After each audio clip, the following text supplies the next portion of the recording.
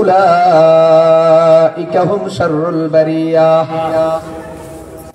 যারা বেঈমান, মুশরিক, ইহুদি হোক, নাসারা হোক, অন্য কিছু হোক, ঈমানদার হয়ে মরতে পারেনি, আল্লাহ রাব্বুল আলামিন নিজে বলছেন উলাইকা হুম শাররুল বারিয়াহ, আমার সৃষ্টির, আমার মাখলুকের মধ্যে সবচেয়ে অধম, সবচেয়ে নিকৃষ্ট, সবচেয়ে ঘৃণিত। মেরে দোস্ত, একটা প্রাণী শূকর এত জঘন্য যে প্রাণী নিজের পায়খানাও নিজে খায়। কুকুর মানুষের পায়খানা খায়, তবে নিজের পায়খানা খায় না। শূকর এত জঘন্য, নিজের পায়খানাও খায়। তো ঈমান নিয়ে যদি কেউ মরতে না পারে, ঈমান যদি কারো নসিব না হয়, তো ও নামতে নামতে ওই জানোয়ারের চেয়েও নিচে নেমে যায়। ঈমান যদি কারো থাকে, তার আমলনামা কখনো খালি থাকে না। কোনো না কোনো নেকি তার আমলনামায় ইচ্ছায় অনিচ্ছায় জমা হয়েই যায়। আল্লাহ ঈমানদারকে কখনো নেকি থেকে মাহরুম করবেন না। যেমন আপনারা এখন আমার দিকে অনেকে তাকিয়ে আছেন, কথা শুনতেছেন, মাঝে মাঝে আমার কথায় হাসতেছেন। আমিও কথা বলতে মাঝে মাঝে একটু হাসি, মাঝে মাঝে গরম হই। কিন্তু রাসূল কি বলছেন? রাসূল বলছেন ইন্না মিনাল মারুফি আন তালকা আখাকা বিওয়াজহিন তালিকিন। আমার উম্মতের হাসিটাও আল্লাহর দরবারে ইবাদত হিসেবে গণ্য হয়। সুবহানাল্লাহ। মেরে দোস্ত, এজন্য আমরা ঈমানদার হতে পেরেছি, এর থেকে বড় দাম আর কিছু হতে পারে না। মুসা আলাইহিস সালাতু ওয়াস সালাম একজন পয়গম্বর, খুব দামি, খুব সাহসী। কত সাহসী! বুখারী শরীফের বর্ণনা আছে, মুসা আলাইহিস সালামের কাছে আল্লাহ মালাকুল মউত পাঠাইছেন। পাঠানোর পরে মুসা আলাইহিস সালাতু ওয়াস সালাম মৃত্যু তো দূরের কথা, মালাকুল মউতকে এমন জোরে থাপ্পড় মারছেন, ওয়ালাতামা ফি ওয়াজহিহি ফাফাকা আইনাহুল ইয়ুমনা, এমন জোরে থাপ্পড় দিয়েছেন তার গালে মালাকুল মউতের ডান চোখ খুলে পড়ে গেছে। মালাকুল মউতের কথা শুনলে আমাদের কলিজার পানি শুকিয়ে যায়, এমন ভয়াবহ পরিস্থিতি। মুসা আলাইহিস সালাম থাপ্পড় দিয়া তার চোখ কানা করে দিয়েছে, ফিরে গেছে। বুখারীর বর্ণনা, ফিরে গিয়ে মুসা আলাইহিস সালাতু ওয়াস সালামের ব্যাপারে আল্লাহর কাছে অভিযোগ করতেছে, আল্লাহ ইন্নাকা বাআসতানি ইলা রাজুলিন লা ইউরিদুল মাউতা। অন্য বর্ণনায় আছে ইন্নাকা আরসালতানি ইলা রাজুলিন লা ইউরিদুল মাউতা, এমন একজনের কাছে পাঠাইছেন ও তো মরতে চায় না। কেন? ওই যে দেখেন থাপ্পড় দিয়ে কি অবস্থা করছে। আল্লাহ রাব্বুল আলামিন হযরত মালাকুল মউতকে আবার পাঠাইলেন। পাঠায়া বলেন, যান আপনি আমার পয়গম্বরের কাছে আমার পক্ষ থেকে প্রস্তাব রাখবেন, আপনি কি দুনিয়াতে থাকতে চান নাকি দুনিয়া থেকে যেতে চান? যদি বলেন আপনি দুনিয়াতে থাকবেন, দুনিয়া থেকে যাবেন না, তাহলে তার সামনে এক বর্ণনায় আছে একটা বকরি, আর এক বর্ণনায় আছে একটা ষাঁড়, তার সামনে তুলে ধরবেন আর বলবেন এটার পিঠের উপরে হাত বোলান। আপনার হাতের নিচে যত কোটি পশম পড়বে, আল্লাহর ওয়াদা প্রত্যেকটা পশমের বিনিময়ে আল্লাহ রাব্বুল আলামিন আপনাকে এক বছর করে হায়াত বাড়াইয়া দিবেন। মালাকুল মউত আবার আসছে, আয়েশা পিছন দিয়া বসছে, কি রে আবার কেন আসছ? সালাম দিয়া বলতেছে আল্লাহর পক্ষ থেকে প্রস্তাব, আপনি কি থাকবেন নাকি যাবেন সে ঠিক করে বলেন। মুসা আলাইহিস সালাতু ওয়াস সালাম বুঝতে পারছেন যত কিছুই করি আমি বাঁচতে পারবো না, দুনিয়া থেকে যেতে পারবো। তারপরেও মুসা জিজ্ঞাসা করেন, আচ্ছা যদি যেতে চাই কি হবে, আর থাকতে চাইলে কি হবে? মালাকুল মউত বলেন, ধরেন এই জানোয়ারের পিঠের উপরে হাত বুলান, হাতের নিচে যত পশম পড়বে আল্লাহর ওয়াদা এক একটা পশমের বিনিময়ে রব্বুল আলামিন এক বছর করে করে হায়াত বাড়ায়া দিবেন। সুবহানাল্লাহ। এক একটা জানোয়ারের পিঠের মধ্যে কোটি কোটি পশম, এক পশমের বিনিময়ে যদি এক বছর করে হায়াত বেড়ে যায়, কোটি কোটি বছর হায়াত লাভ হয়ে যাবে। মুসলমান ভাইয়েরা আমার, আমাদের গায়ে পশম জানোয়ারের চেয়েও বহু কম। এরপরেও সাধারণভাবে একটা মানুষের গায়ে পশম আছে 1 কোটি। বলেন কত কোটি? আপনার গায়ে আমার গায়ে কমপক্ষে 1 কোটি পশম আছে। তো আমার গায়ে যদি 1 কোটি পশম থাকে, বলেন একটা জানোয়ারের গায়ে কত পশম? পৃথিবীতে এমন কোন বিজ্ঞান আবিষ্কার হয় নাই, কিয়ামত পর্যন্ত হবে না, যে বিজ্ঞান জানোয়ারের পিঠের পশম গুনতে পারবে। আল্লাহ মূসার কাছে প্রস্তাব পাঠাইছেন, যদি দুনিয়াতে থাকতে চান তাহলে এটার পিঠের উপরে হাত বুলান, যত পশম তত হায়াত। আল্লাহ এক একটা পশমের বিনিময়ে 1 বছর করে হায়াত বাড়ায়া দিবেন। এখন মূসা আলাইহিস সালাম দ্বিতীয় প্রশ্ন করেন, আচ্ছা তারপরে কি হবে? বুঝলাম আমি কোটি কোটি বছর হায়াত পাবো, কিন্তু এই হায়াত তো একদিন শেষ হবে, যেদিন হায়াত শেষ হবে সেদিন ফয়সালা কি? মালাকুল মউত বললেন, সেদিন ফয়সালা মরা লাগবে। মূসা আলাইহিস সালাম বলেন, যদি এত কিছুর পরেও যদি মরাই লাগে, তাহলে এতদিন বেঁচে থাকার দরকার কি? মরে গেলেই তো ভালো। বলতে দেরি, রূহটা টান মেরে আল্লাহর কাছে পৌঁছাইতে দেরি করে না।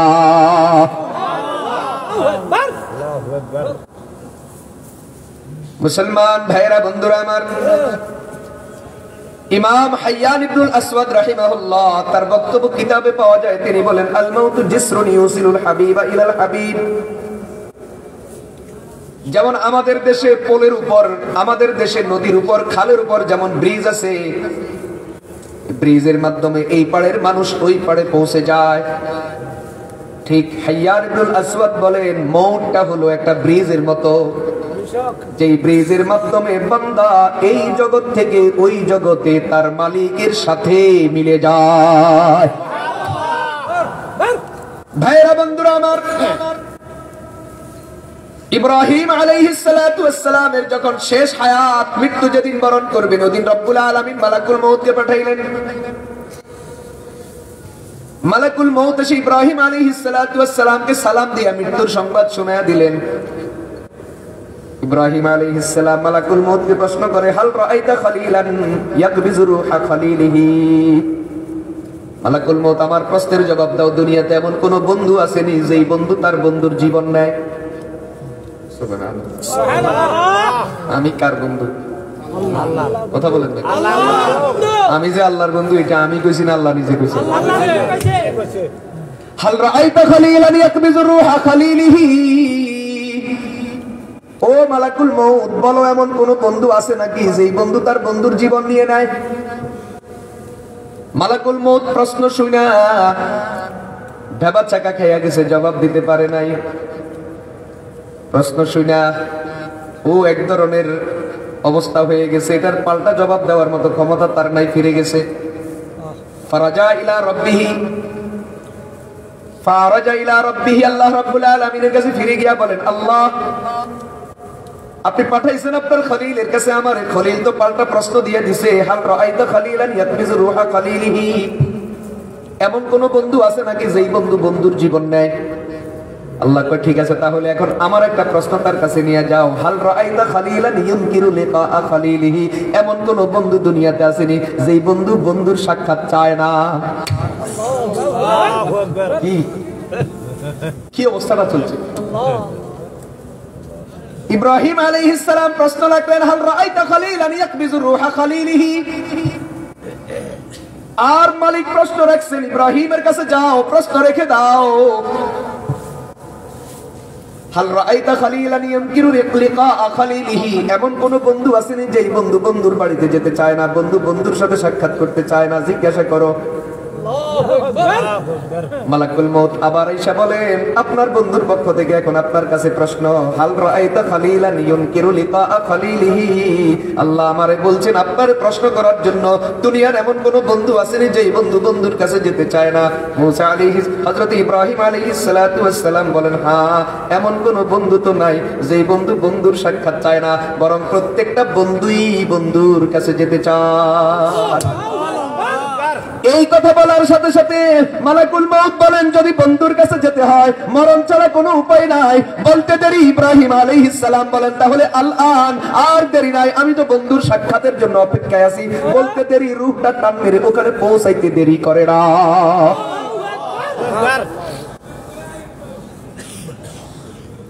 একজন বিখ্যাত মুহাদ্দিস আছেন, হযরত মাকহুল রাহমাতুল্লাহ আলাইহি, জগৎ বিখ্যাত মুহাদ্দিস, তাবেঈদের মধ্যে একজন।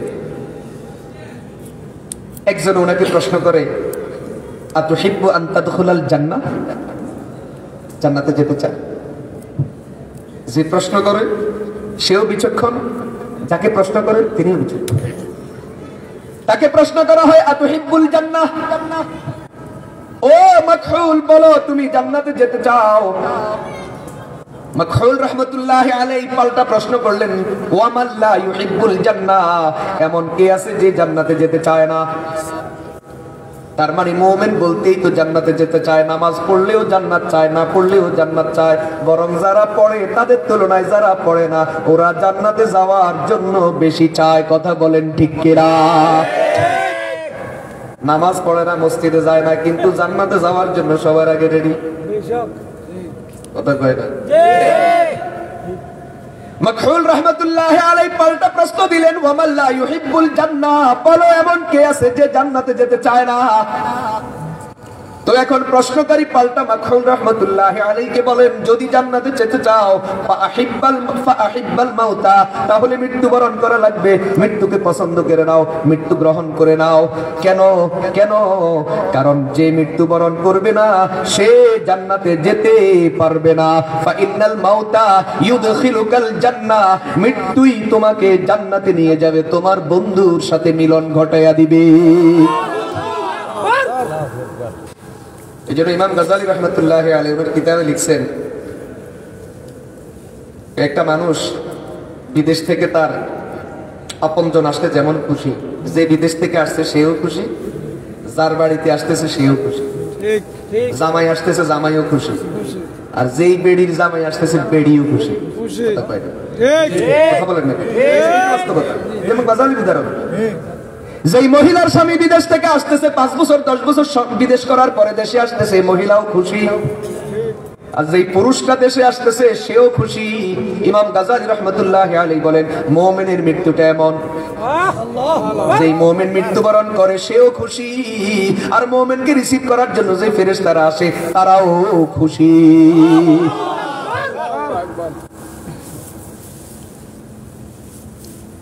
আর যার ইমানের অবস্থা ভালো না, ইমান নাই, আখিরাত বরবাদ, আখিরাত অন্ধকার, ওই ব্যক্তি হলো কিসের মতো? কাল আব্দুল আবিক, পলানো গোলামের মতো, যে গোলাম তার মালিক থিয়া পালাইয়া গেছে ওই গোলামের মতো। ওরে যখন মালিকে ধরে আনে ও বুঝে আজকে কপালে কি আছে। ঠিক বেঈমান কাফের যারা, তারা মৃত্যুর সময় বুঝে যে তার পরকালে তার কপালে কি গতি অপেক্ষা করতেছে। কথা বলেন ঠিক কি? বাদশা সুলাইমান ইবনে আব্দুল মালিক, ও প্রখ্যাত তাবিঈ ইমাম আবু হাজিম রাহিমাহুল্লাহ, তাকে প্রশ্ন করছে আচ্ছা বলেন তো আমরা মৃত্যুর কথা শুনলে ভয় পাই কেন? বাদশা প্রশ্ন করতেছে। ওই যুগের বাদশাও বাদশা, মৌলবীও মৌলবী, আর এই যুগের বাদশাও বাদশা, আর আমরা মৌলবীও মৌলবী। কথা বলেন? ওই যুগের বাদশাও বাদশা, মৌলবীও বাদশা। মৌলবীকে প্রশ্ন করে ব্যাপার কি? আমরা মৃত্যুর কথা শুনলে ভয় পাই, আতঙ্কিত হই, মৃত্যুকে অপছন্দ করি, কারণ কি? দেখেন মৌলবী কি জবাবটা দিছে বাদশা। ওই মৌলবী বাচ্চারা যেই জবাব দিছে, এই যুগে আমাদের মতো মৌলবী মেম্বাররেও এই জবাব দেওয়ার ক্ষমতা রাখি না। তাইলে আর এলাকায় থাকা লাগবে না, 14 গোষ্ঠী সহ রাতের অন্ধকারে পালাইতে হবে। আর পালাইবারও জায়গা নাই, যে বেড়া তো এখানে জামু করি কি ভাই, জানের ভয়ে যে পালাবো, পালানোর জায়গাও তো নাই, কারণ বেড়া দিয়ে রাখছে তো। ওই যুগের একজন মৌলবী বাচ্চাকে যেভাবে ধমক দিতে পারতো, বাচ্চার সামনে যেভাবে কথা বলতে পারতো, ওই যুগের মৌলবীর বাচ্চার সামনে কথা বলার যে সাহস ছিল, আর বাচ্চাও সত্যকে হজম করার যে ধৈর্য ছিল, আজকে সেটা রাজা বাচ্চা তো দূরের কথা, মন্ত্রী এমপি তো দূরের কথা, সাধারণ একটা পদ আর একটা পোস্ট, সাধারণ একটা সুবিধাওয়ালা সুবিধাজনক একটা পদ, মেম্বারের পোস্টে যারা আছে, সাধারণ গ্রাম পর্যায়ে কোনো দায়িত্বে যারা আছে, ওদের সামনেও আজকে ওলামায়ে কেরাম সত্য কথা বলতে পারে না, তারাও সত্য কথা হজম করতে পারে না। কথা বলেন ঠিক? সব বাদ দেন, দেখেন না এক একটা মসজিদে কি অবস্থা, কমিটি সব জায়গাতে না। একটা মসজিদ কমিটির সভাপতি সেক্রেটারি কতটুকু আর ক্ষমতা? কিন্তু বাংলাদেশে 2.5 লক্ষ মসজিদের, আমি তো বলবো অন্তত 2 লাখের উপরে মসজিদের অবস্থা এমন, যেখানে প্রত্যেকটা ইমাম আধা ঘন্টা বয়ান করার আগে অন্তত আধা ঘন্টা চিন্তা করা লাগে যে আমার কোন বয়ানে না জানি কমিটির কে নারাজ হয়, আর আমার চাকরি জাগাতেই যায়। কথা বলেন ঠিক কিনা? কারণ আজকালকে বহু কমিটির অবস্থা এটা, ওদের ভাত খাইলে পেট ভরে না, এই জন্য ইমামের চাকরিও খাওয়া লাগে। কথা কয় না, শুধু ভাত খেলে কি ভরে না, ভাত আর রুটি খেলে পেট ভরে না, এই জন্য তারা তাদের পেট ভরানোর জন্য মাঝে মাঝে ইমামের চাকরিটাও খায়।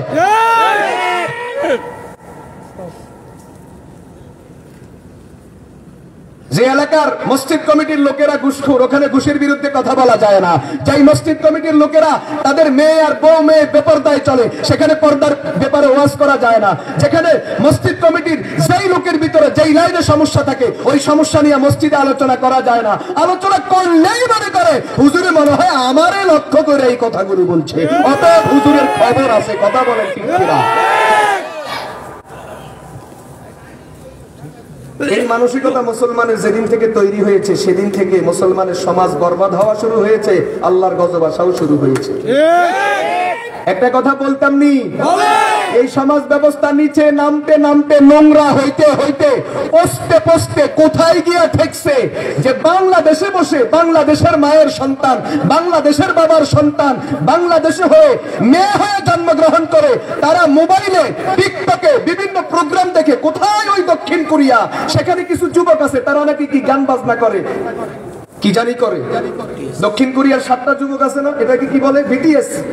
বাংলাদেশের মেয়ে মুসলমানের সন্তান, লজ্জা রাখি কোথায়? এটা বলতেও লজ্জা, শুনতেও লজ্জা, আলোচনা করতেও লজ্জা। মুসলমানের সন্তান হয়ে, মুসলমানের মেয়ে হয়ে ওই কোথায় দক্ষিণ কোরিয়ার বিটিএস এর ভক্ত হয়ে মা বাবা ছেড়ে, বাড়িঘর ছেড়ে, পড়ালেখা ছেড়ে রাতের অন্ধকারে পালায়া যায়। পালা গিয়া তারা আলাদা বাসা ভাড়া নেয়। উদ্দেশ্য কি? যে উদ্দেশ্য হলো বাসা ভাড়া নিয়ে নিজেরা কোথাও চাকরি করবে, গার্মেন্টস অথবা কোথাও, এরপরে পয়সা জোগাড় করবে। তো পয়সা ইনকাম হলে তারপরে তারা বাংলাদেশ থেকে পালায়া যাবে দক্ষিণ কোরিয়ায়, যেই যুবকের ভক্ত হয়েছে তার কাছে বিয়ে বসবে। কথা বলেন, এমন অবস্থা এখন বাংলাদেশে আছে কিনা? কোথায় গেছে? অবাক ব্যাপার। আজকে আমাদের যুবক যুবতীদের মন মানসিকতা নিচে নামতে নামতে, নোংরা হতে হতে, মানসিকতার জঘন্যতায় কোন পর্যায়ে গিয়ে পৌঁছলো। মুসলমানের সন্তান, বাংলাদেশের মায়ের সন্তান, বাংলাদেশের বাবার সন্তান, মা বাবা ছেড়ে, ছেলে হলে এক কথা ছিল, তাও মেয়ে সন্তান, মা বাবা ছেড়ে, অভিভাবক ছেড়ে, সমাজ ছেড়ে, দেশ ছেড়ে কোথায় দক্ষিণ কোরিয়া, সেখানে যাওয়ার জন্য প্রস্তুতি নিচ্ছে। যাওয়ার পরে ওই ছেলেরা গ্রহণ করবে কি করবে না? কি করবে? তোমাকে গ্রহণ করবে, নাকি তোমাকে বিক্রি করে দিবে, নাকি তোমাকে হাইজ্যাক করবে, নাকি তোমাকে খুন করবে? আর তুমি কি আদৌ ওখানে যেতে পারবে কিনা? আরে আখিরাতের কথা বাদ দিলাম, পরকালের কথা বাদ দিলাম, জান্নাতে যাইবা না জাহান্নামে যাইবা ওইটা বাদ দিলাম, দুনিয়ার দৃষ্টিতেও এই কাজটা সম্ভব কিনা এতটুকু চিন্তা করার মানসিকতা তাদের নাই। মনে যেটা চাইছে ঘটানোর জন্য প্রস্তুতি নিয়ে বাসা থেকে পালায়া গেছে রাতের অন্ধকারে 3টা মেয়ে সন্তান। এটা হলো বর্তমান আমাদের দেশের অবস্থা। কথা বলেন ঠিক কিনা? আলেমদের মুখে আরো তালা লাগান, হুজুররা যেন সত্য কথা মোটেও বলতে না পারে, হক কথা যেন মোটেও বলতে না পারে, কোরআন হাদিসের কথা মোটেও যেন বলতে না পারে, অশ্লীলতার বিরুদ্ধে মোটেও যেন বলতে না পারে, যারা ব্যভিচারের পিছনে বিরুদ্ধে মোটেও যেন বলতে না পারে, ফ্রি মিক্সিং, নারী পুরুষের অবাধ যে মেলামেশা, ছেলে মেয়ের যে অবাধ মেলামেশা, এটার বিরুদ্ধে যেন বলতে না পারে। যত রকমের ব্যবস্থা নেওয়া দরকার আপনারা নিতে থাকেন, আর পরিণতি অপেক্ষা করেন। 3টা মেয়ে নয় শুধু, এইভাবে পালানো শুরু হবে। প্রত্যেকটা গ্রাম থেকে প্রত্যেকটা মুসলমানের সন্তান পালাবে, আর মা বাবার মুখে চুন কালি লাগাবে। কথা বলেন ঠিক কিনা? গজবের অপেক্ষায় থাকেন, অপেক্ষায় থাকেন গজবের। আসতেছে আরেক গজব, বিশ্ব ইমান বিধ্বংসী দিবস, বিশ্ব মহা অশ্লীলতা দিবস, বিশ্ব চরিত্র বিধ্বংসী দিবস নামে একটা আসতেছে। মেরে দোস্ত, 364 দিন বাংলাদেশের যুবক আর যুবতীরা এই পরিমাণ গুনাহ করে না। 14 ফেব্রুয়ারি বিশ্ব ভালোবাসা দিবসের নামে সেই বিশ্ব বেহায়াপনার আয়োজন করা হয়, বিশ্ব ইমান বিধ্বংসীর আয়োজন করা হয়, বিশ্ব চরিত্র বিধ্বংসীর আয়োজন করা হয়। 364 দিনে ওই গুনাহ হয় না, একদিনে যুবক আর যুবতীরা যেই পরিমাণ গুনাহ করে। কথা বলেন ঠিক কিনা? যারা এটাকে প্রমোট করে, যারা এটার আয়োজন করে, যারা এটাকে সমর্থন করে এবং যারা এটার সাথে গা ভাসায়া দেয়, এদের ব্যাপারে আল্লাহর কোরআন কি বলছে শুনেন। ইন্নাল্লাযীনা ইউহিব্বুনা আন তাশিআল ফাহিশাতু ফিল্লাযীনা আমানু লাহুম আযাবুন আলীমুন ফিদ দুনিয়া ওয়াল আখিরাহ। আল্লাহ রাব্বুল আলামিন বলেন, যারা মুমিনের সমাজে, ঈমানদারদের মাঝে অশ্লীলতা প্রচার হওয়া, অশ্লীলতা ছড়ায় পড়াকে যারা পছন্দ করে, এটার পিছনে যারা মেহনত করে, এটার পিছনে যারা সময় দেয়, যারা অশ্লীলতা প্রচার করাকে যারা নিজেদের পেশা বানায় নেয়, আল্লাহ রাব্বুল আলামিন বলেন দুনিয়া আখিরাতে উভয় জাহানে তাদের জন্য রয়েছে চরম আযাব, চরম লাঞ্ছনাকর শাস্তি, যন্ত্রণাদায়ক শাস্তি, মহা শাস্তি। কথা বলেন ঠিক কিনা? আখিরাতে জাহান্নাম তো আছে, দুনিয়াতে শুরু হয়ে গেছে। দুনিয়াতে কি শুরু হয়েছে একটার উদাহরণ দিই। যে যত বেশি অশ্লীলতাকে পছন্দ করবে তার পারিবারিক জীবনে শান্তি কত কম থাকবে, স্বামী আর স্ত্রী একজন আরেকজনের প্রতি ভালো লাগা, ভালোবাসা তত কমে যাবে। কথা বলেন ঠিক কিনা? যেই স্বামী যত বেশি অশ্লীল হবে, নোংরা হবে, তার কাছে তার হালাল স্ত্রী তত ভালো কম লাগবে। যেই স্ত্রীও ঠিক তেমনি ভাবে নোংরা হবে, অশ্লীল হবে, তার কাছে তার হালাল স্বামী তত ভালো কম লাগবে। কথা বলেন ঠিক কিনা? ভালোবাসা যদি জায়গা মতো হয় সওয়াব সওয়াব সওয়াব, আর ভালোবাসা যদি জায়গা মতো না হয় জেনা জেনা জেনা, গুনাহ গুনাহ গুনাহ, কবিরা গুনাহ কবিরা গুনাহ কবিরা গুনাহ।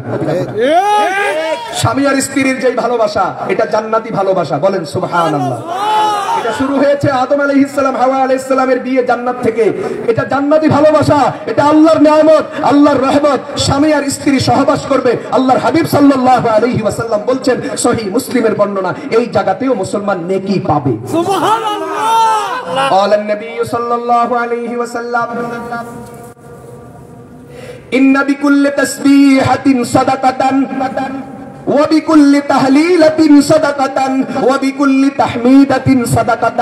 আল্লাহর হাবিব বলেন, আমার উম্মতের প্রত্যেকটা সুবহানাল্লাহ নেকি, প্রত্যেকটা আলহামদুলিল্লাহ নেকি, প্রত্যেকটা লা ইলাহা ইল্লাল্লাহ নেকি। ও আমরুন বিল মারুফি সাদাকাতুন, সৎ কাজের আদেশ করা এটাও নেকি, এটাও সাদাকার সওয়াব। ওয়া নাহিয়ুন আন মুনকারিন সাদাকাতুন, অসৎ কাজে বাধা দেওয়া এটাও সাদাকার সওয়াব। সুবহানাল্লাহ। এ পর্যন্ত তো সহজ, সবাই বুঝছেন। ইন্না কুল্লা তাহমিদাতিন সাদাকাতুন, প্রত্যেকটা লা ইলাহা ইল্লাল্লাহ সাদকা, প্রত্যেকটা আলহামদুলিল্লাহ সাদকা, প্রত্যেকটা সুবহানাল্লাহ সাদকা, সৎ কাজের আদেশ করা সাদকা, অসৎ কাজে নিষেধ করা সাদকা, সব কিছুতে নেকি নেকি নেকি। এমন কি ওয়াফি বুজই আহাদিকুম সাদাকাতুন, এমন কি তোমরা যে তোমাদের স্ত্রীর কাছে যাও, সেখানে যে থাকো, যা যা করো স্বামী আর স্ত্রী, ওটাতেও তোমাদের জন্য সাদকার সওয়াব, ওটাতেও তোমাদের জন্য নেকি। সাহাবাই কেরাম আশ্চর্য হইয়া জিজ্ঞাসা করলেন, ক্বালু ইয়া রাসূলুল্লাহ আয়াতি আহাদুনা শাহওয়াতাহু ওয়া ফীহি ওয়া লাহু ফীহা আজরুন। ওগো আল্লাহর হাবিব, বিয়ে শাদীর মাধ্যমে, বিবির কাছে যাওয়ার মাধ্যমে, সহবাসের মাধ্যমে সে তো তার শারীরিক চাহিদা পূরণ করে, এখানেও বুঝি আবার নেকি হয়, এখানেও বুঝি সওয়াব হয়। এটা তো বড় আশ্চর্য কথা। আল্লাহর হাবিব সাল্লাল্লাহু আলাইহি ওয়াসাল্লাম জবাব দিলেন, তিনি বললেন, আচ্ছা বলো তো দেখি, যদি কেউ এটাকে যদি হালাল জায়গায় না রেখে যদি হারাম জায়গায় রাখে, গুনাহের মাধ্যমে, নাফরমানির মাধ্যমে, জিনা ব্যভিচারের মাধ্যমে যদি সে তার শারীরিক চাহিদা পূরণ করে, আকানা আলাইহি বিজরুন, এতে তার গুনাহ হবে কিনা? সাহাবায়ে কেরাম বললেন, ক্বালু বালা, হ্যাঁ এটা গুনাহ হবে, এটা নাফরমানি, এটা হারাম গুনাহ, এটা কবিরা গুনাহ, এটা জাহান্নামে যাওয়ার জন্য যথেষ্ট। এমন কি বুখারীর বর্ণনা আছে, যেই 6টা গুনার কারণে মানুষের ঈমান যেতে পারে, তার মধ্যে এক গুনার নাম হলো জিনা করা। ঠিক তেমনি ভাবে রাসূল কারীম সাল্লাল্লাহু আলাইহি ওয়াসাল্লাম বলেন, ফাকাযালিকা ইযা ওয়াজাহা ফিল হালালি কানা লাহু আজরুন, যেহেতু নাজায়েজ জায়গাতে করলে এটা হারাম হয়, গুনাহ হয়, অতএব কেউ যদি জায়েজ জায়গাতে করে, অর্থাৎ স্বামী আর স্ত্রীর সম্পর্ক, বৈধ সম্পর্ক, বৈধ সম্পর্কের মধ্যে যদি কেউ মেলামেশা করে, আল্লাহ রাব্বুল আলামিন এখানে নেকি দিবেন। কারণ যেই কাজ হারাম তার বিপরীতটা হালাল, যেই কাজ গুনাহ তার বিপরীতটা সওয়াব। কথা বলেন ঠিক কিনা? এজন্য ভালোবাসা হলো আগে বিয়ে করো তারপরে ভালোবাসা। কথা বলেন ঠিক কিনা? আগে বিয়ে তারপরে ভালোবাসা, আগে ভালোবাসা তারপরে বিয়ে নয়, আগে ভালোবাসা তারপরে বিয়ে। এটা জেনা জেনা জেনা, আর আগে বিয়ে তারপরে ভালোবাসা, এটা সওয়াব সওয়াব সওয়াব সওয়াব। সুবহানাল্লাহ বলেন, সুবহানাল্লাহ বলেন।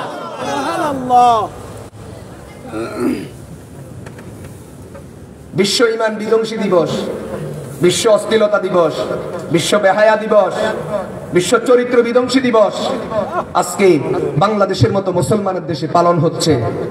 কথা বুঝে আসছে? ইদানিং একদলে শুরু করে দিচ্ছে 90 দশকের পর থেকে এই জাতীয় উল্টা পাল্টা, এই জাতীয় নোংরামি আর অস্থিরতাকে প্রমোট করা হচ্ছে। স্পষ্ট কথা, যারা এটাকে প্রমোট করবে, যারা এটা প্রচার করবে, যারা এটার আয়োজন করবে, যারা এটাকে সমর্থন করবে, আল্লাহর কোরআন সূরা নূরের আয়াত, আল্লাহ রাব্বুল আলামিন বলে এরা সকলেই জাহান্নামী হবে। ইন্নাল্লাযীনা ইউহিব্বুনা আন তাশিআল ফাহিশাতু ফিল্লাযীনা আমানু লাহুম আযাবুন আলীমুন ফিদ দুনিয়া ওয়াল আখিরাহ।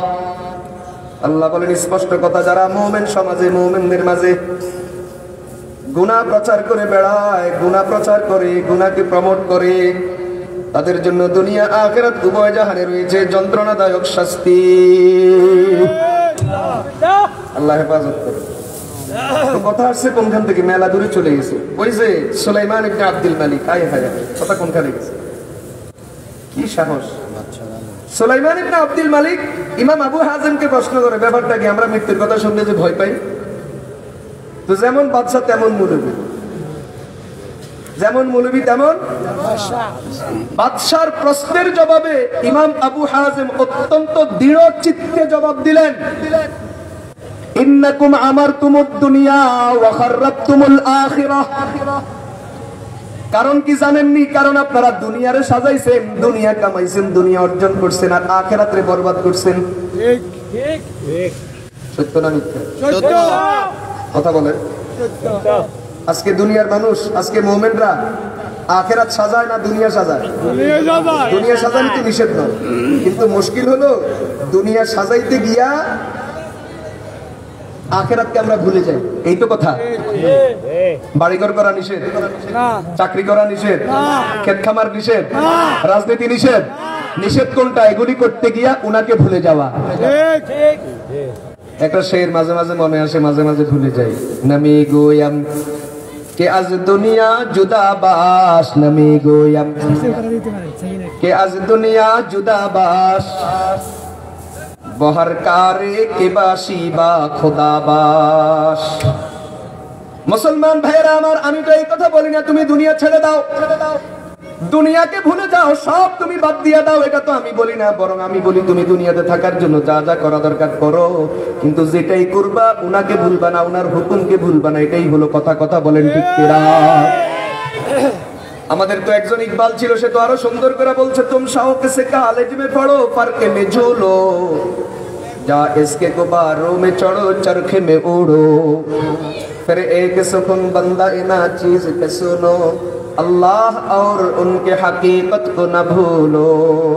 ইকবাল বলেন, তোমার প্রয়োজনে তুমি স্কুল কলেজে যাও, ভার্সিটিতে যাও, তোমার প্রয়োজনে তুমি চাকরিতে যাও, তুমি ব্যবসাতে যাও, তুমি বিদেশে যাও, যেখানেই যাও শুধু একটা কথা স্মরণ রাখবা, তুমি আল্লাহর বান্দা মুসলমান, আল্লাহকে ভুলবা না। যখন যেখানে যা করবা ওখানে আল্লাহর হুকুম কি এটা পালন করে চলবা।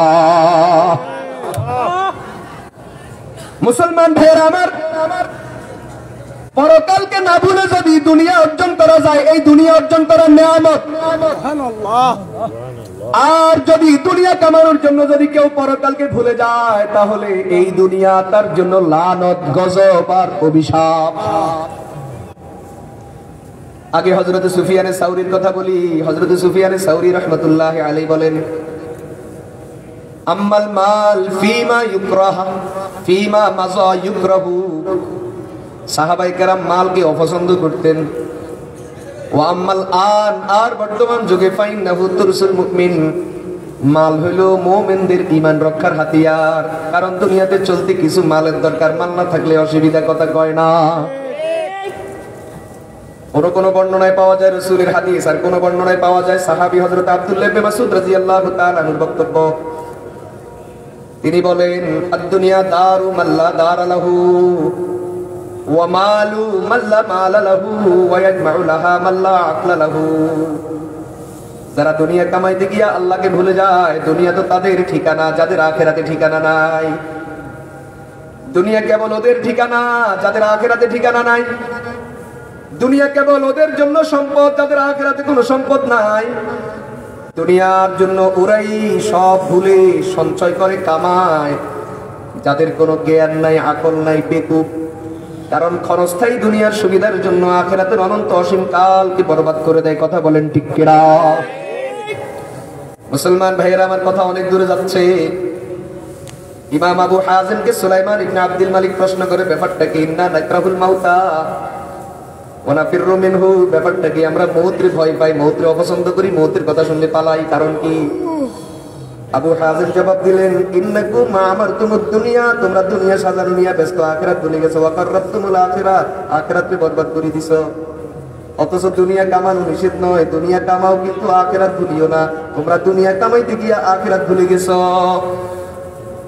অতএব কারণে ফাতাকরাহুনা আন-নাকলাতা মিনাল উমরানি ইলাল খারাব, যেই কারণে তোমরা এই আবাদি দুনিয়া, সুন্দর দুনিয়া ছেড়ে ওই যে আখিরাতকে ধ্বংস করছো, ওই ধ্বংসের আখিরাতের দিকে যেতে চাও না। কিন্তু যেই লোক মনে করে আমার আখিরাত কি উজ্জ্বল, পরকাল উজ্জ্বল, সে মৃত্যুর জন্য কি হয়ে যাবে? পাগল হয়ে যাবে। ওই যে বিদেশ থেকে আসতে যেমন অস্থির, কবে আসবো কবে আসবো। ধরেন মাথার ভিতরে যেদিন ভুট্টা ঢুকে যে আমি বাড়িতে যাওয়া দরকার, একটা তো লোক গেলাম, পড়ে রয়েছি, চাকরি করতেছি, কাজ করতেছি, ডিউটি করতেছি, 18 ঘন্টা রোদে জ্বলতেছি, এটা হলো এক হিসাব। কিন্তু যেদিন মাথার ভিতরে ভুট্টা চাপবে যে না বাড়িতে যাওয়া দরকার, ওই দিন থেকে বাড়িতে আসা পর্যন্ত প্রত্যেকটা রাত মনে হয় 12 ঘন্টার রাত 12,000 ঘন্টা হয়ে যায়। প্রত্যেকটা দিন 12 ঘন্টার দিন যেন 12,000 দিন হয়ে যায়। দিন রাত 24 ঘন্টা যেন 24 লক্ষ ঘন্টা হয়ে যায়। কথা বলেন ঠিক কিনা? দিন যেন যেতেই চায় না। কবে এক একটা দিন করে গণে, কবে শেষ হবে, কবে শেষ হবে, কবে শেষ হবে, আর কবে বাড়িতে আসবে। ঠিক একজন বিদেশি মুসাফিরের জন্য বাড়ি ঘরে আসাটা যেমন আনন্দ, ঠিক তেমনি ভাবে একজন প্রিয় আল্লাহর বান্দার মুমিনের মৃত্যুটা তার চেয়ে আরো বেশি আনন্দ। আল্লাহ আমাদেরকে বুঝার তৌফিক দান। আমিন। ইব্রাহিম আলাইহিস সালামের কথা নিয়ে বলছিলেন, শুরু করছিলাম মুসা আলাইহিস সালামের কথা, এখন আবার যাই মুসা আলাইহিস সালামের জায়গাতে। মুসা আলাইহিস সালাতু ওয়াস সালাম ওই যে মালাকুল মউতের থাপ্পড় তো দিছে, আল মালাকুল মউত থাপ্পড় খেয়েছে, খাইয়া গেছে গা, আবার ফিরে আসছে, কয় যে না ভাঁ করেগা ভোঁ করেগা ছড়েগা নাই, যাওয়ার কোনো উপায় নেই, বাঁচার কোনো উপায় নেই, মরতে হবে। তো মুসা আলাইহিস সালাম বুঝলেন মরা তো লাগবে। মুসা আলাইহিস সালাম কোন কোন বর্ণনায় পাওয়া যায় ফাসা আলা রাব্বাহু, মুসা আলাইহিস সালাম তার আল্লাহর কাছে দোয়া করছেন কি আইয়ুদনিয়াহু বিরামিয়াতি হাজারিন ইনদাল বাইতুল মাকদিস ইনদাল মসজিদুল আকসা। আল্লাহ আপনি আমারে মরণ যখন দিবেন একটু মসজিদ আকসার কাছে নিয়ে যান। কতটুকু কাছে নেবেন? যেখান থেকে একটা পাথর মারলে অনায়াসে ওখানে গিয়ে পৌঁছে। মুহাদ্দিসিন ব্যাখ্যায় লিখেছেন মাত্র 500 গজ। কত গজ? 500 হাত। 500 হাত। এজন্য যখন রাসূল এটা বয়ান করেন, ওই যে আমি যদি এখন ওখানে থাকতাম, ওয়ালাউ আকুনা সাম্মা, যদি আমি ওখানে থাকতাম, লা আরাইতুকুম, আমি তোমাদেরকে দেখিয়ে দিতাম কবর মুসা, মুসা আলাইহিস সালামের কবর কোন জায়গাতে, কোথায় পারবে? ইনদাল কাতিবিল আহমার, একটা লাল বালু টিলার কাছে। সুবহানাল্লাহ। এই হাদিস বর্ণনা করার সময় ইমাম বুখারী রাহমাতুল্লাহি আলাইহি একটা অধ্যায় এনেছেন। অধ্যায় হলো মসজিদে আকসা এবং মসজিদ আকসার মতো জায়গা যেগুলি, অর্থাৎ মক্কা মদিনা, এই সমস্ত জায়গায় মৃত্যুর জন্য দোয়া করা, এটা সুন্নাত।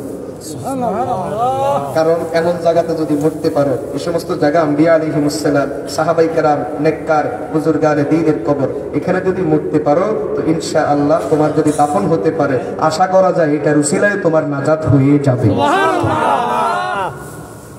আল্লাহ পাক রব্বুল আলামিন মুসা আলাইহিস সালামের দোয়া কবুল করলেন। সুবহানাল্লাহ।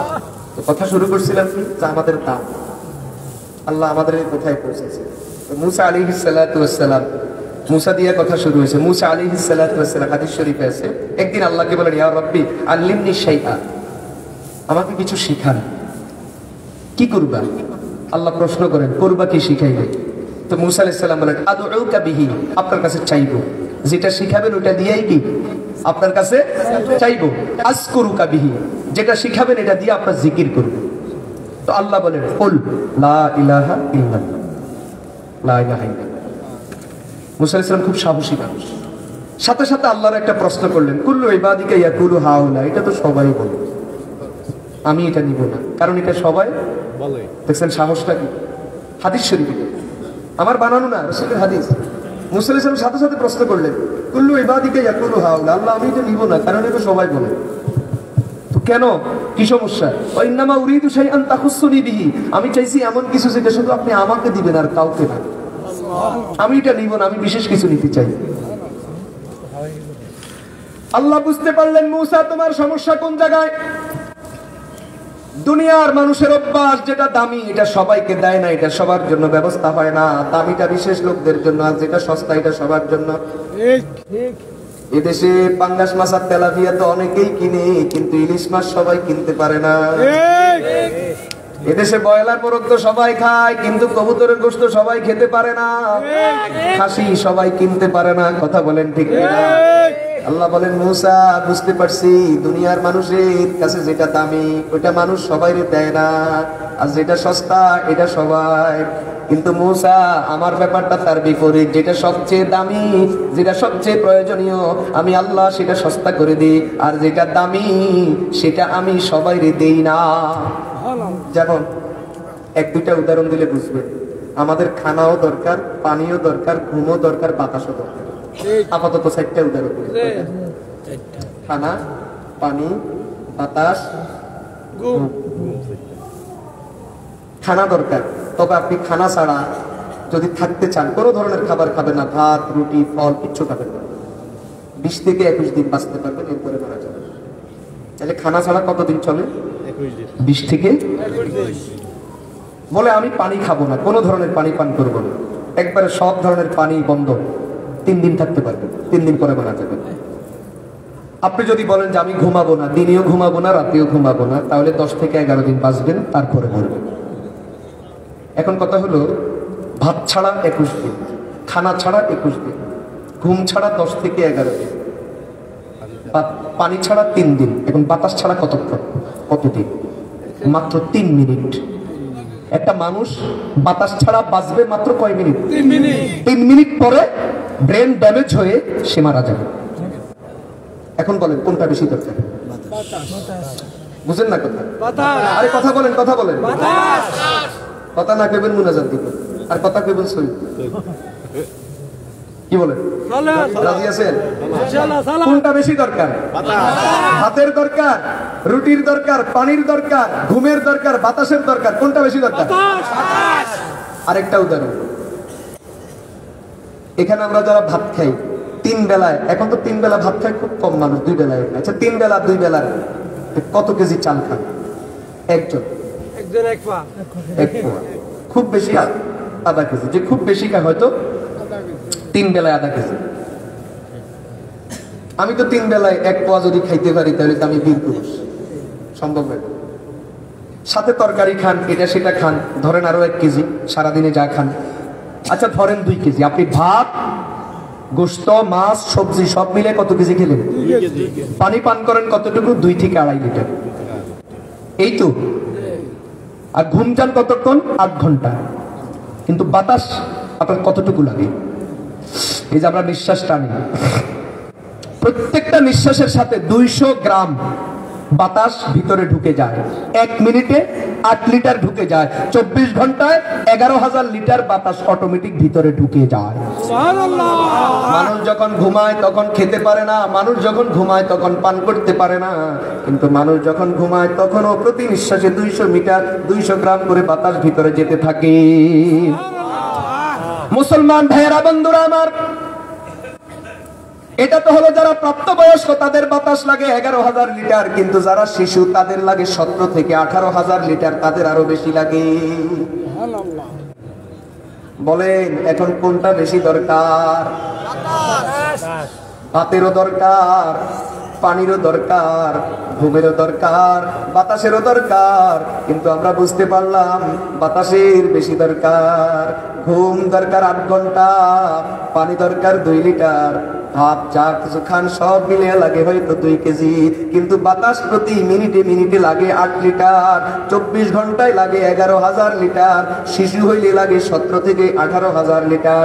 এজন্য দেখবেন খানা কিনা লাগে, লাগেনি? চাষ করা লাগে? লাগেনি? কেউ চাষ করে, কেউ কিনে, পানি কিনা লাগে মাঝে মাঝে, অথবা পানির জন্য খাল খনন করা লাগে, কূপ খনন করা লাগে, পানির জন্য লাইন টানা লাগে, পানির জন্য নদীর ড্রেজিং করা লাগে, বা ঘুমানোর জন্য বিছানা চাদর কিনা লাগে, বালিশ কিনা লাগে, বিছানা বিছানো লাগে, মশারি টানানো লাগে। কিন্তু দেখবেন বাতাসের জন্য মশারি টানানো লাগে না, বাতাসের জন্য চাষাবাদ করা লাগে না, বাতাস কিনা লাগে না, বাতাসের জন্য বিছানা চাদর বিছানো লাগে না। এটা অটোমেটিক 24 ঘন্টা আসতে থাকে, আসতে থাকে, আসতে থাকে। কিন্তু দেখবেন কখনো কখনো কোনো মানুষ বাতাস কেনার জন্য হাসপাতালে যেতে হয় না। এটা কি করে? দেখবেন কিছু কিছু মানুষ মাঝে মাঝে বাতাস কেনার জন্য হাসপাতালে যাওয়া লাগে। মেরে দোস্ত, যেই লোকটা বাতাস কেনার জন্য হাসপাতালে যায় সাধারণত ওই লোকটা আর কখনো ফিরে আসে না। অতএব আপনার জীবনে যেদিন বাতাস কেনার দরকার হবে, যাওয়ার আগে কবরস্থানটা ঠিক করে যাইয়েন। তার মানে বাতাস কেনার জন্য যখন যাইতেছেন বুঝা গেছে আর ফিরে আসতে পারবেন না।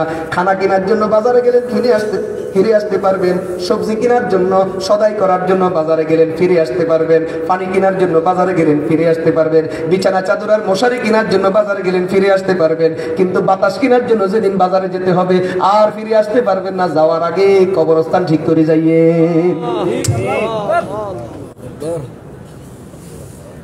আল্লাহ রাব্বুল আলামিন যেন মূসা পয়গম্বরকে বুঝাইতে চাইলেন, মূসা তোমার সমস্যা কি বুঝছি। দুনিয়ার মানুষের অভ্যাস যেটা দামি এটা সবাইরে দেয় না, আর যেটা কম দামি এটা সবার জন্য।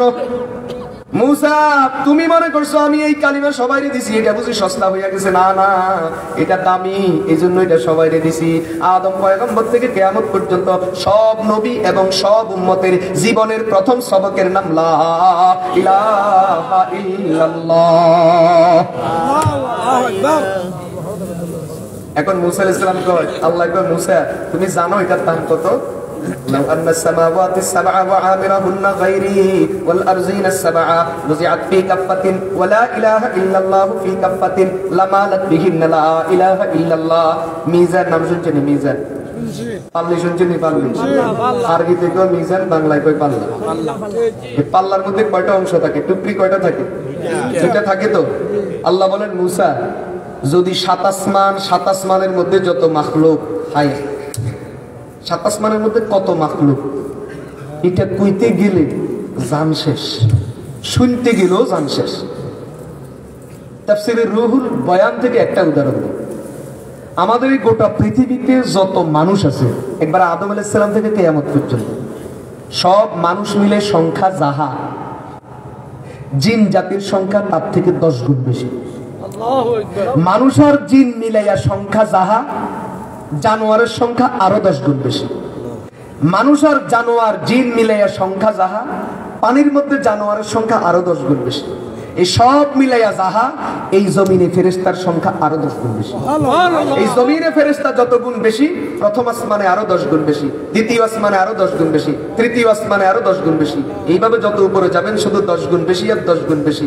সিদরাতুল মুনতাহা একটা জায়গা আছে, 7 আসমানের উপরে একটা বড়ই গাছ আছে। আল্লাহ রাব্বুল আলামিন কোরআনে কারীমে এটা নিয়ে আলোচনা করেছেন। 7 তবক আসমান আর জমিনে ফেরেশতার সংখ্যা যত বেশি, সিদরাতুল মুনতাহা নামক ওই বড়ই গাছে ফেরেশতার সংখ্যা আরো 10 গুণ বেশি।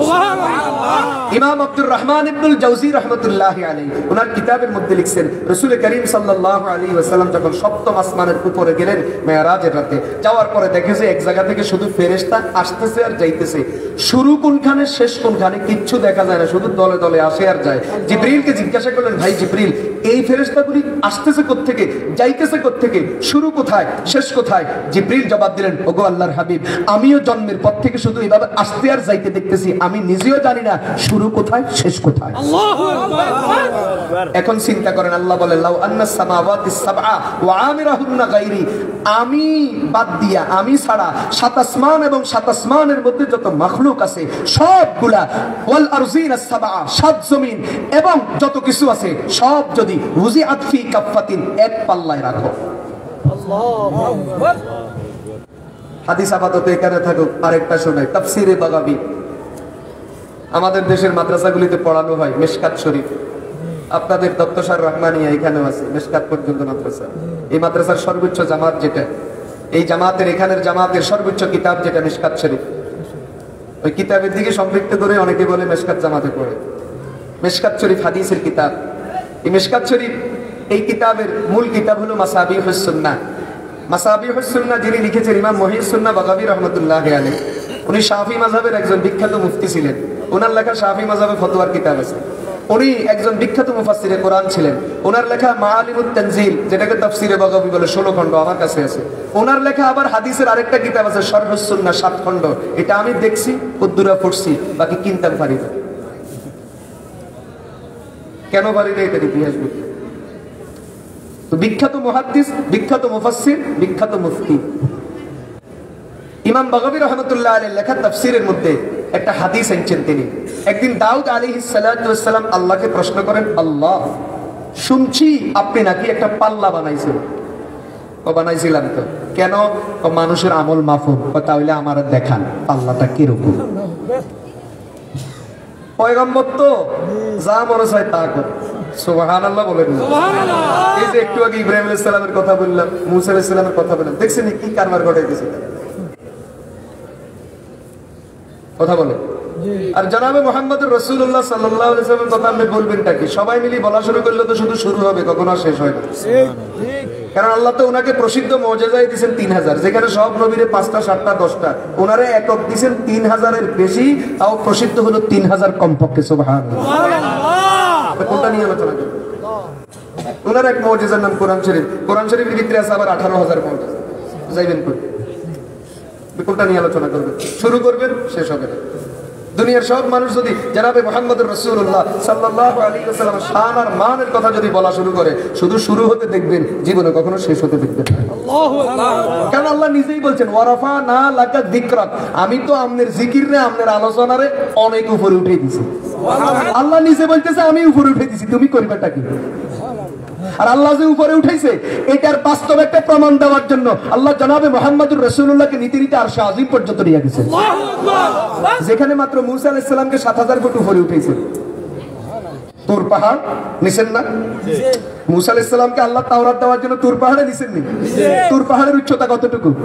মাত্র 7000 ফুট। তাইলে আল্লাহ মূসা আলাইহিস সালামকে উঠাইছেন কতটুকু? 7000 ফুট। আর জনাবে মুহাম্মদুর রাসূলুল্লাহকে উঠাইতে আরশে আজিম পর্যন্ত নিয়ে গেছে।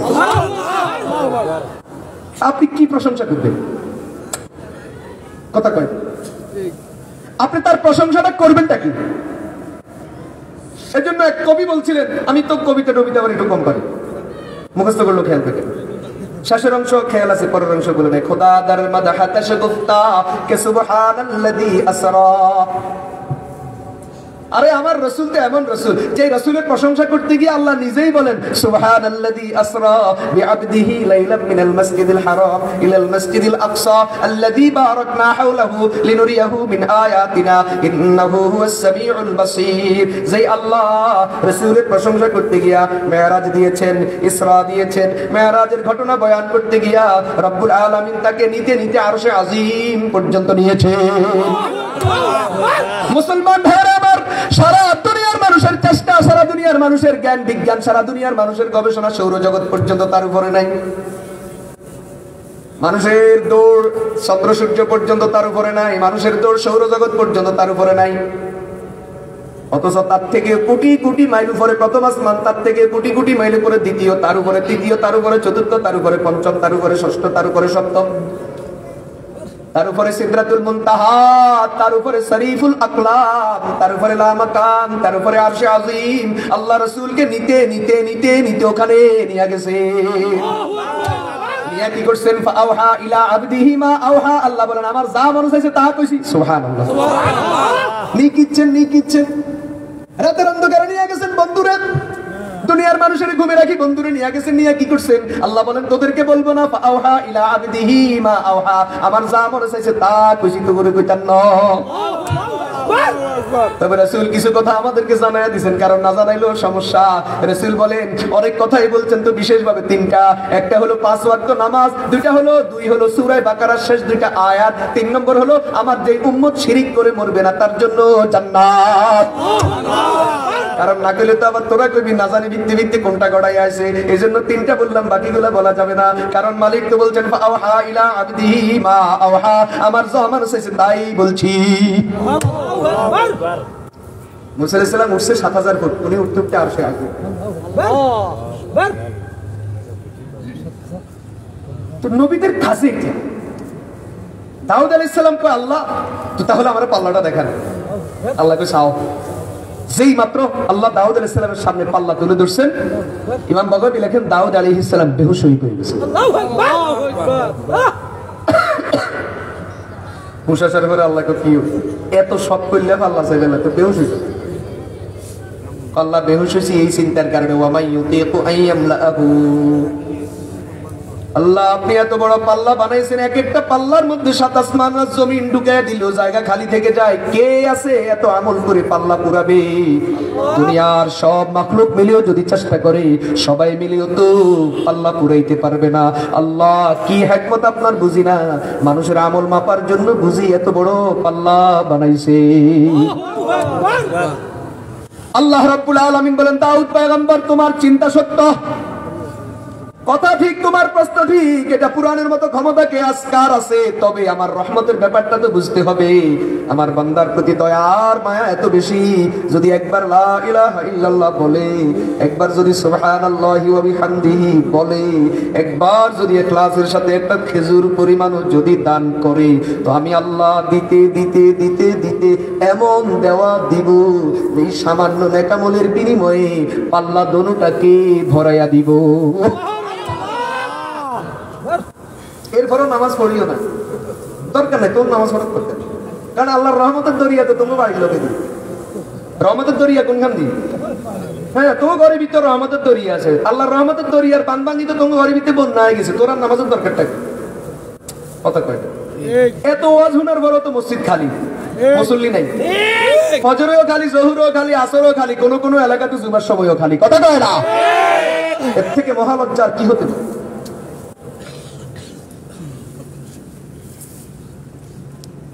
এখন মুসা আলাইহিস সালামকে আল্লাহ বলতেছে,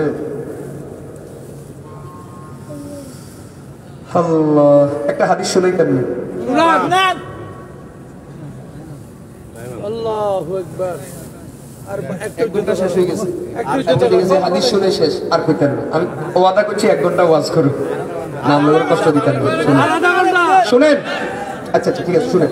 আচ্ছা কথা মিলাই দিছেন, দেখেন আরেকটা হাদিস শোনাই। মুসনাদ আহমদে আছে এই হাদিস আছে, এটাকে হাদিসুল বিতাকা বলে। কি বলে? হাদিসুল বিতাকা।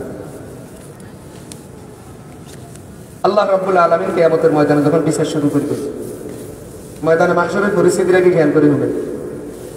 দুনিয়াতে রংবাজি, রং তামাশা, মেলা করছেন, মেলা দেখছেন, এখন একটু মাথারে এটাকে ওরা বলে আর কি মাইন্ড সেটআপ একটু ঠিক করেন তো। দেখেন আল্লাহ যখন বিচার শুরু করবেন পাল্লা টানার জন্য, একজনে পাল্লা টানতে বলে, পাল্লা টানার দায়িত্ব দিবেন জিবরিল। আল্লাহু আকবার। এখন চিন্তা করেন যেই পাল্লা এত বড়, ওই পাল্লা যে জিবরিল টানবে, এর অবস্থা দেখেন। আল্লাহু আকবার। মুসনাদ আহমদের বর্ণনায় হযরত আব্দুল্লাহ ইবনে মাসউদ রাদিয়াল্লাহু তাআলা থেকে একটা riwayat আছে, রাসূল বলছেন জিবরাইলের 600 ডানা আছে। আল্লাহু আকবার। আমাদের দেশের পাখির ডানা কয়টা? দুইটা। জিবরাইলের ডানা কয়টা? 600। একটা ডানা এত বড় যে এক একটা ডানার যদি জিবরাইল মেলি দেয়, আমাদের গোটা পৃথিবী হেড ডানার নিচে এমন ভাবে ঢাকা পড়বে আর দেখাই যাইতো না। এরকম 600 ডানাওয়ালা জিবরিল, তো তার দেহ কত বড়, মাথা কত বড়, যে হাত দিয়ে টান মারবে হাতটা কত বড়। আল্লাহু আকবার। মুসা আলাইহিস সালাম যেদিন ওই যে নাম ছিল ফেরাউনের লোকে খিলবেল্লা, খেলা ছিল, খেলা একটা হয়েছে না? হ্যাঁ, তো খিলবেল্লা যেদিন ময়দানে নামছে, মুসা আলাইহিস সালামের হাতে লাঠি যেটা ছিল, এটা মেলা বিস্তর প্রশ্ন। তবে তার মধ্যে এক বর্ণনা ইমাম কুরতুবী লিখছেন, এক বর্ণনা হইল লাঠিটা লম্বা হইল 10 হাত, কিন্তু এটা যখন সাফ হয়, মুসা আলাইহিস সালাম যখন কি করে ছাড়ি দেয়, ছাড়ি দিলে যখন কি হয় সাফ হয়, তখন এটা লম্বা কোন কোন বর্ণনা 3000 হাত। আল্লাহু আকবার। আর এটা যখন মুখ খুললে এটার ইয়ে কতটুকু, মানে মুখের হাতা কতটুকু, আমার হাতও এই, কিন্তু সাপটা যখন মুখ খোলে তার হাত কতটুকু, যদি সে মুখ খোলে তার মুখের এক ঠোঁট থাকে জমিনে আর আরেক ঠোঁট উপরের দিকে উঠতে উঠতে ফেরাউনের একবারে রাজ দরবারের ছাদের উপরে। দুনিয়াতে কোরআনে কারিমে এই মুসা আলাইহিস সালামের জাদুর সাপেটারে মুজিজার সাপ এটারে সোবানও বলছে, হাইয়াও বলছে, জান্নুনও বলছে, তিনটা শব্দ। কেন বলছে সংক্ষেপে বলি, মুফাসসিরিন লিখছে এটা আয়তনের কারণে সোবান আর গতির কারণে জান। অজগর সব মোড়া হয়, এজন্য দেখবেন দৌড়তে পারে না। আর সুতা নালি দেখবেন সিয়ন হালকা, এজন্য ভো করে দৌড় মারে। তাহলে যেটা শরীর বেশি এটা কিনতে পারে না। আরে আমনগো বিখ্যাত এই অবস্থা, যার শরীর বেশি সে দৌড়তে পারে না, আর যে হ্যাংলা পাতলা আমার মতো মরা হীরা এ দৌড়তে জানে। কথা কয় না? কিন্তু আল্লাহ বলেন আমার পয়গম্বর মূসা আলাইহিস সালামের যেই মুজিজা লাঠি থেকে সাপ হওয়া, এটা দোনোটাই একদিকে ছিল এটা পৃথিবীর ইতিহাসে সবচেয়ে বড় সাপ, আরেকদিকে এটার গতি হলো পৃথিবীর ইতিহাসে সবচেয়ে দ্রুত গতিওয়ালা। সুবহানাল্লাহ। এর দোস্ত মুহাদ্দিসিন লিখছেন কয়টা তো দুনিয়াটার বয়ান দিলা, কিন্তু কবরের সাপের অবস্থা কি এটার বয়ান দেওয়ার মতো ক্ষমতা কারণে। শুধু রাসূল এতটুকু বলছেন এটার বিষ এত বেশি, এটা এত বেশি বিষাক্ত।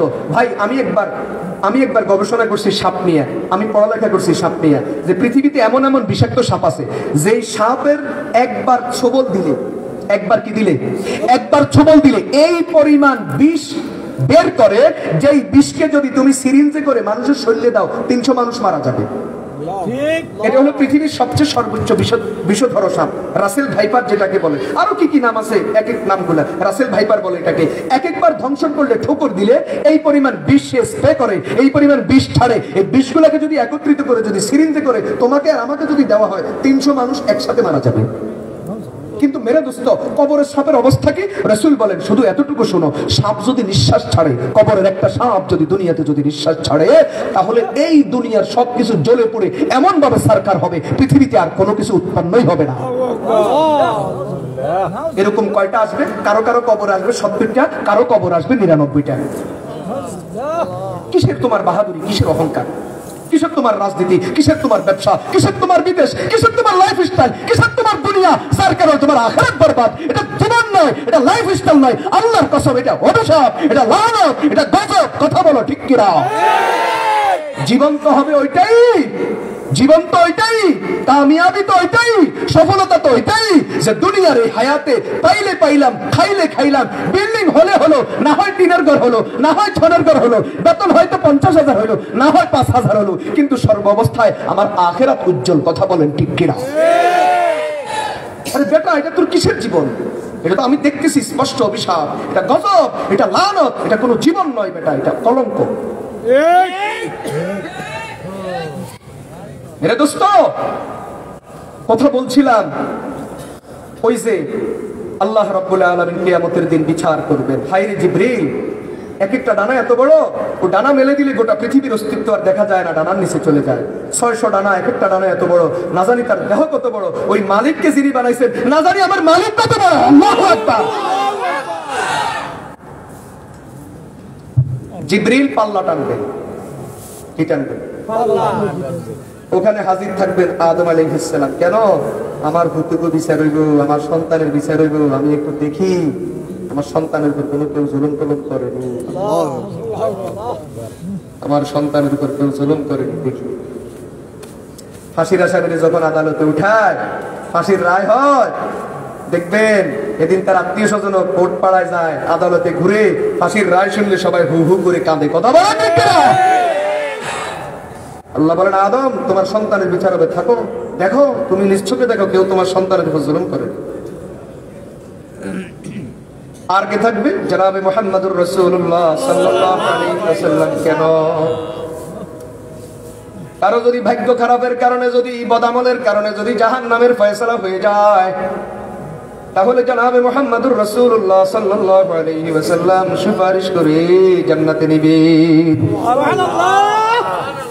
আর কে থাকবেন? আর থাকবেন মালাকুল মউত। কারণ যেই পুলিশে আসামি ধরে, ওই পুলিশ আসামিরে যেদিন আদালতে উঠাই, লগে পুলিশও থাকে। এটা জানেন না? জানেন না? যেই থানার অধীনে, যে এসআইর অধীনে মামলা, আদালতে আসামি উঠাবে, লগে ওরা থাকবে। যেহেতু মালাকুল মউত হলো আল্লাহর দেওয়া পুলিশ, আমরা দুনিয়ার থেকে যেতে চাই নাই, আমাদেরকে ধরে ওখানে নিয়ে গেছে। কথা কয় না? এজন্য মালাকুল মউত হাজির থাকে। এই অবস্থায় আল্লাহ যখন বিচার শুরু করবেন, বিচার করতে করতে একটা লোকের আমলনামা বাহির করবে, এই পাশ লেখার জায়গা নাই, 99টা দফতর সব কালো হয়ে আছে, এক একটা দফতরে দুনিয়ার সমান, আর এই পাশ পুরাটা খালি, কিচ্ছু নেই। এই দক্ষিণ সোনাইসা, এই মাদ্রাসা এলাকায়, মসজিদ এলাকায় এরকম বহু মুসলমান পাবেন যার এই পাশে কিচ্ছু নাই আর এই পাশে লেখার জায়গাও নেই। এই পাশ থেকে ফেরেশতা যেন ডাক দিয়া দিয়া বলতেছে, রে আল্লাহর বান্দা থাম, আর লেখার জায়গা নাই, আমি আর লিখতে পারতেছি না, থাম একটু, থাম থাম থাম। আর এই ফেরেশতার, এই পাশের ফেরেশতা যেন আহাজারি জানাইতেছে, হায় রে বান্দা আমি বসে রইছি, আমার কোনো কাম নাই, আমার একটু কামে লাগা, কিছু নেকামল করস না, আমার একটু লেখার সুযোগ দিস না। এটার বিপরীতে একটা বর্ণনা শুনে শাইখুল হাদিস জাকারিয়া রাহমাতুল্লাহি আলাইহি বাজদুল মাজহুদ শরহে আবু দাউদ, সেখানে তিনি একটা ঘটনা আনছেন, একটা হাদিস আনছেন, বর্ণনা আনছেন। মানুষ যখন নামাজে দাঁড়ায়, মানুষ যখন কোথায় দাঁড়ায়, এই পিছনে যারা আছো এদিকে তাকাও, তোমরা যেও বলো দুষ্টামিও করো, আমি খেয়াল করতেছি, এদিকে খেয়াল করো, কথা শোনো, কি বলি শুনো, জীবনে ওয়াজ অনেক শুনছো, আজকে শুনো, দুইটা কথা শুনো। হযরত শাইখুল হাদিস জাকারিয়া রাহমাতুল্লাহি আলাইহি লিখছেন, মানুষ যখন নামাজে দাঁড়ায় তখন এই পাশের ফেরেশতা এই পাশে চলে আসে, বামেরটা কোথায় যায়, ডাইনে, কিন্তু এখানে তো এখানে কখনো যায় না, এ মাঝে মাঝে এখানে আসে। কেন আসে? অনেকগুলো কারণের এক কারণ, নবীজির হাদিস বলছে মানুষ যখন নামাজে দাঁড়ায় তখন আল্লাহর পক্ষ থেকে রহমত এইভাবে আসতে থাকে যেমন মুষলধারে বৃষ্টি আসে। তখন এই ফেরেশতা এত বেশি নেকি, এই ফেরেশতা একা একা লেখি কুলাইতে পারে না, এই জন্য এ সহ আসে এখানে সহযোগিতা করে। মানুষ যখন নামাজে দাঁড়ায় গুনাহ করার কোনো সুযোগ নাই, তো এজন্য এই বেচারা এখানে দাঁড়ায় থেকে কি করবে, দৌড়াইয়া এখানে চলে আসে, ভাইও আজকে অনেক নেকি হবে, তুমিও লেখো আমিও লেখি, খুশি আর খুশি। আল্লাহ, আমি তোমাদেরকে ওয়াদা করাবো না, তোমরা শুধু নিজেরাই চিন্তা করো নামাজ পড়বা কিনা। ভাই নিজে নিজে চিন্তা করেন নামাজ পড়বেন কিনা ইনশাআল্লাহ। এই জীবন আর কতদিন, এই অভিশাপ আর কতদিন, এই অবস্থায় মরণ হলে উপায় কি হবে বলেন? মুসলমান ভাইরা আমার, এই পাশ থেকে 99টা দপ্তর বের হবে, সব কালো, আর এখান থেকে কিচ্ছু নাই, পৃষ্ঠা যেটাই উল্টে খালি। আল্লাহ ফেরেশতাকে বলবেন দেখো না কিছু আছে, ফেরেশতা বলবেন না আল্লাহ কিছু তো পাই না। ঠিক এই মুহূর্তে আল্লাহ রাব্বুল আলামিনের দয়ার মায়া রহমতের দরিয়ায় জোশ আসবে। আল্লাহ কখন কাকে কোন সময় রহম করে বলেন বসে থাকেন এটা তো বলা যায় না। তখন আল্লাহ ছোট্ট একটা কাগজ বের করবেন, যেটা ফেরেশতারাও জানতো না, এই লোকটা এত গুনাহ, এই 99টা দফতরের ফাঁক দিয়া কোনখান দিয়া জীবনে কোন সময় একবার যেন বলে ফেলছে লা ইলাহা ইল্লাল্লাহ, লা ইলাহা ইল্লাল্লাহ, একবার। আল্লাহ তখন কাগজ এটা বের করবে, কইরা বলবে 99 তো এক পাল্লা দিছো আর এটার এক পাল্লা। জিবরিল সাথে সাথে প্রশ্ন করবে আল্লাহ 99 দপ্তরের তুলনায় ছোট্ট কাগজ দিয়ে কি হবে? মুস্তাদ আহমদের হাদিস, আল্লাহ এটা দিয়ে হবেটা কি? এই ছোট্ট কাগজটা, ওইদিকে 99 দুনিয়া, 99 দপ্তর মানে 99 দুনিয়া, আর এখানে ছোট্ট কাগজ, এটা হবেটা কি? আল্লাহ বলবেন আরে বেটা দিয়া দেখো না কি হয়। সুবহানাল্লাহ। মেরে দোস্ত, আল্লাহর হুকুম পালন করতে গিয়া জিবরিল আলাইহিস সালাতু ওয়াস সালাম ওই 99টাকে এক পাল্লায় রেখে আর ছোট্ট কালিমাকে এক পাল্লায় রেখে যখন টান দিবেন, তো রাসূল বলেন 99টা হালকা হয়ে গেছে, এটা ভারী হয়ে গেছে, জান্নাতের ফয়সালা হয়েই গেছে, হয়েই। শেষ এখন হাদিসের অংশ শুনে আদি। মুসা আলাইহিস সালামকে আল্লাহ বলেন লাউ আন্নাস সামাওয়াতিস সাবআ ওয়া আমিরুহুন্না গায়রি ওয়াল আরযিনাস সাবআ ওয়াজিআত ফি কাফফাতিন ওয়া লা ইলাহা ইল্লাল্লাহু ফি কাফফাতিন লামালাত বিহিন্না লা ইলাহা ইল্লাল্লাহ। সাত আসমানের মধ্যে যত মাখলুক, সাতটা জমিন, সব কিছুকে যদি এক পাল্লায় রাখো, আর লা ইলাহা ইল্লাল্লাহ মাত্র 12টা হরফ, এই ছোট্ট কালিমাকে যদি এক পাল্লায় রাখো, লামালাত বিহিন্না লা ইলাহা ইল্লাল্লাহ, তো লা ইলাহা ইল্লাল্লাহ আর পাল্লা ভারী হয়ে যাবে। এজন্য বলেন নেকি কামানো সহজ না কঠিন? সহজ। তো কামাবো তো ইনশাআল্লাহ। আল্লাহ আমাদের সকলকে কবুল। আমিন। ওয়া আখিরু দাওয়ানা।